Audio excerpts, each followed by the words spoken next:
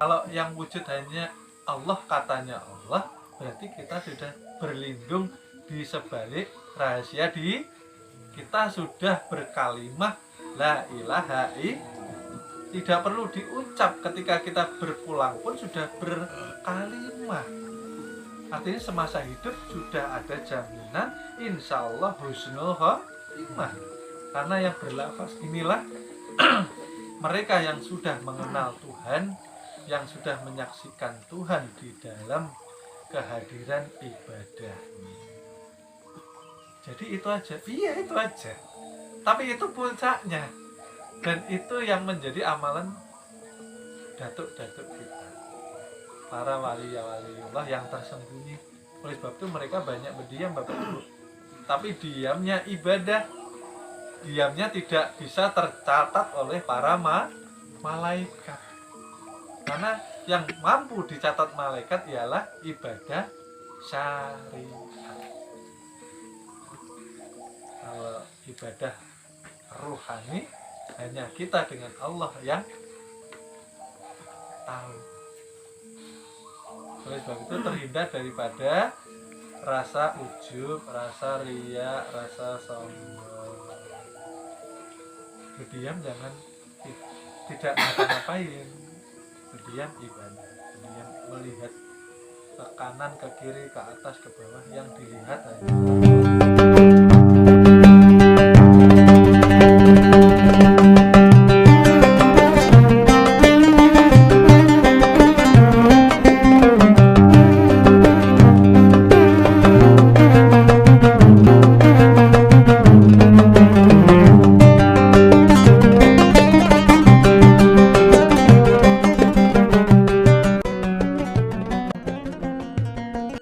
rahasia diri di sebalik diri.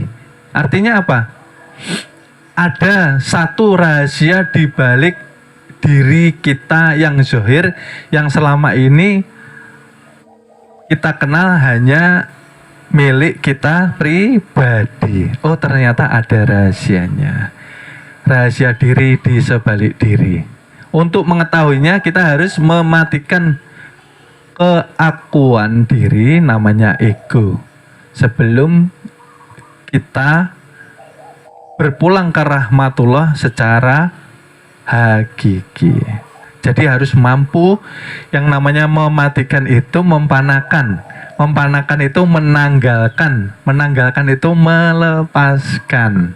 Yang bukan menjadi hak milik kita. Jadi nanti kita dalami. Ketika Tuhan belum mempunyai nama, Tuhan belum mempunyai diri, Tuhan belum mempunyai wujud, dan tidak ada siapapun, dikatakan makom kekosongan, ya, Tuhan berdiri sendiri. Ya, kita sedikit refresh supaya tidak bingung. Dikatakan makom kekosongan atau zatul putih. Zatul putih itu apa sih? Hanya zat semata yang ada. Selainnya belum ada karena belum menciptakan apapun. Karena Tuhan ingin dikenal karena sendirian, kesepian. Lalu Tuhan menzohirkan dirinya, dikatakanlah menjadi nur Allah Subhanahu wa ta'ala. Ciptaan pertama daripada Tuhan menzohirkan dirinya dikatakanlah nurullah. Ketika kosong lalu ada tajali satu titik, takin awal kejadian, dikatakan nur Allah. Nggih? Paham nggih? Awal kejadian. Nah, setelah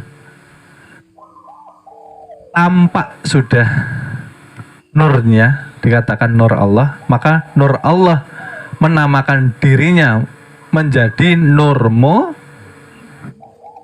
Muhammad. Dimulailah alam penciptaan seluruh alam semesta. Dikatakan penciptaan Nur Muhammad inilah dimulainya penciptaan Lauh Mahfud, Aras, Kursi, surga dan neraka, termasuk di dalamnya para malaikat. Ya, termasuk alam semesta, bumi dan manusia. Lalu langsung kita Persingkat, setelah awal penjadian maka anasir yang pertama diciptakan ialah api, ya.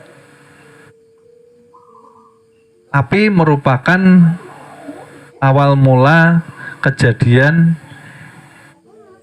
Ijajil, ya, yang menjadi gurunya para malaikat, ya. Oleh sebab itu api abadi, ya, api kesucian, ya.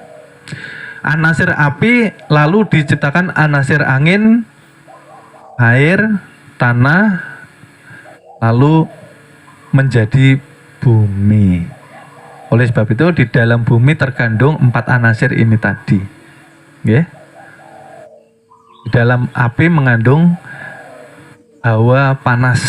Oleh sebab itu barang siapa rebutan gono gini masalah warisan tanah sampai terjadi bunuh-bunuhan karena hawanya memang panas. Oleh sebab itu saya berpesan kepada para jamaah kalau bisa, ya, jikalau ada gono gini bab warisan tanah baiknya kita mengalah,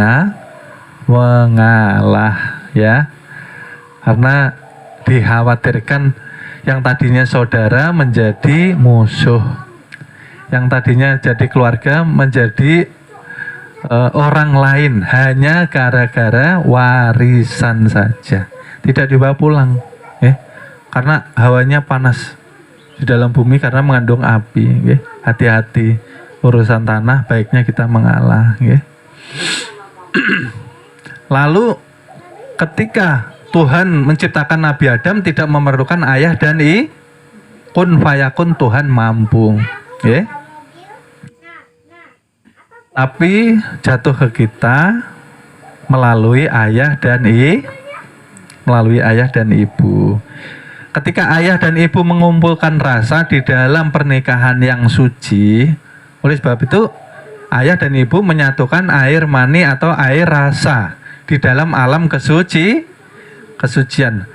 Alam kesucian dikatakan rahim ibu. Nah, rahim ibu itu alam kesucian. Saya ulang dan ulangi lagi, ya. Bagi yang laki-laki, ya, dimanapun yang mendengarkan, jangan sekali-kali mempermainkan wanita, ya. Jangan sekali-kali bermain wanita, ya. Jangan jadi manusia yang mata keranjang. Hati-hati, nanti bisa apa kalau namanya kualat apa? Ya, ini karena di dalam rahim ibu dikatakan alam kesucian, tidak boleh untuk main-main. Kalau memang niatnya menikah, menikah yang benar, niatkan untuk ibadah, bukan diniatkan menikah itu untuk memperturutkan hawa nafsu kesenangan saja. Nah, nanti hancur. Rumah tangga itu kalau awal berdirinya hanya untuk menuruti nafsu, yang laki-laki senang perempuan karena cantik, karena kaya, karena keturunan orang yang ada. Begitu pula sebaliknya, ketika wanita menikahi seorang pria hanya karena ketampanannya, kekayaannya, kemapanannya, nah itu nanti yang dikhawatirkan kedepannya kehancuran. Karena tidak didasarkan ibadah dan tidak didasarkan kepada ilmu agama. Hati-hati, karena ini rawan, bukan untuk main-main pernikahan itu. Kalau bisa menikah itu harus mempunyai ilmu agama yang kuat, ya, supaya tidak semena-mena terhadap seorang ibu, ya. Orang laki-laki harus bisa menghormati seorang wanita, ya, karena keramat, ya. Oke, kita lanjutkan sedikit tadi nasihat. Ketika air ayah dan air ibu bertemu di alam kesucian selama 3 atau 4 bulan, di sini Tuhan yang bekerja. Kenapa dikatakan Tuhan yang bekerja? Terlihat nggih? Karena Tuhan yang membentuk dari air rasa menjadi darah, dari darah menjadi daging, Dari daging dimunculkan tulang, dibalut dengan urat, kulit, rambut. Artinya ketika kita mau tafakur, artinya Tuhan luar biasa, maha perkasa menciptakan seorang manusia dari yang awalnya tidak ada menjadi ada. Berarti awalnya kita tidak ada. Nah, ini dipegang kuncinya. Awalnya kita tidak ada. Nah, sebelum kita ada di dalam kandungan, kita di mana guru? Kita di angan-angannya bapak dan kita di angan-angannya ibu. Karena orang menikah itu pasti pengen punya Nah, dari tidak ada diadakan melalui ayah dan ibu, masuk ke dalam rahim alam kesucian selama 3-4 bulan. Ini pembentukan berasal daripada Nur Muhammad. Kenapa dikatakan pembentukan melalui Nur Muhammad? Karena Nur Muhammad inilah tampak zahir, wujud daripada nurnya Allah. Maksudnya seperti ini. Nurullah ini belum bisa nampak jika belum menampakkan diri kepada Nur Muhammad. Nur Muhammad inilah awal kejadian 4 anasir: api, angin, air, tanah, dan bumi. Ini dikatakan badan kasar, jasad atau batang tubuh, yang dikatakan batang tubuh ini tempatnya nanti ibadah syariat, karena ketika kita sholat terlihat manusia lainnya. Nah, itulah dikatakan syariat hakiki. Paham nggih? Nah, badan jasmani ini tadi terbentuk dari Nur Muhammad karena terlihat, dikatakanlah itu sifat. Nah, lalu setelah mencapai kesempurnaan penciptaan manusia, maka Tuhan menyempurnakan dengan ditiupkan ruh ke dalam si calon jabang bayi itu tadi. Akhirnya 4 bulan bayi bisa bergerak, bisa mukul, bisa nendang, bisa mendengarkan kalau didengarkan lagu-lagu ya. Nah, kalau Nur Muhammad tadi melalui proses ayah makan, ibu makan. Makanan ditumbuhkan daripada bumi melalui tanah, dihidupi dengan air, prosesnya dengan angin. Tumbuh-tumbuhan ini karena kena angin dia